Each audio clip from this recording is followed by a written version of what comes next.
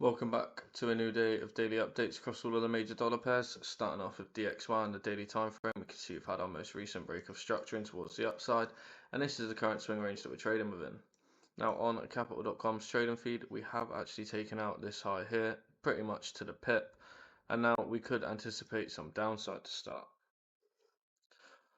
We've got this liquidity low open, we have this untouched demand zone that's still open. However, we are trading after this break of structure. We've just taken this significant liquidity pull. It could say to me that we're ready to start that deeper pullback. If we do start that deeper pullback, I'll be looking for one of these two lows to get taken before then looking for that upside continuation.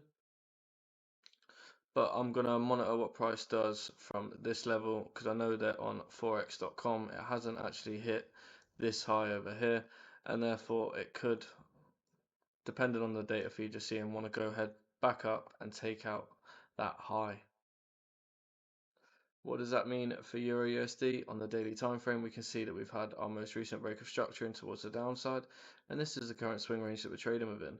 Similar to DXY, this impulse here has no liquidity, and therefore this supply zone is relatively weak.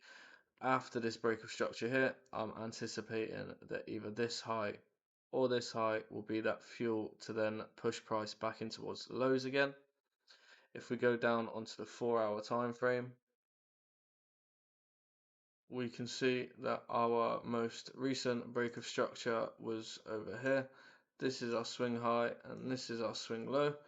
This is the supply zone that's still in control, and as you can see, a tap in has seen a bearish reaction. However, if we see a break and a close above this high, I'll then be happy to start targeting this high here or the daily points of liquidity that we spoke about previously. What does that mean for GBPUSD? If we look at it on the daily time frame, we can see we've had our break of structuring towards the upside, swing low, swing high. We liquidated one of the major lows and lowest low within all of this liquidity, and then we broke bullish, but we failed to put in a new higher high. Since then, price has been respecting the supply and has now made an internal break of structure on the daily. If we go onto the 4-hour time frame, we can see that our most recent break of structure is over here. This is our swing high and this is our swing low.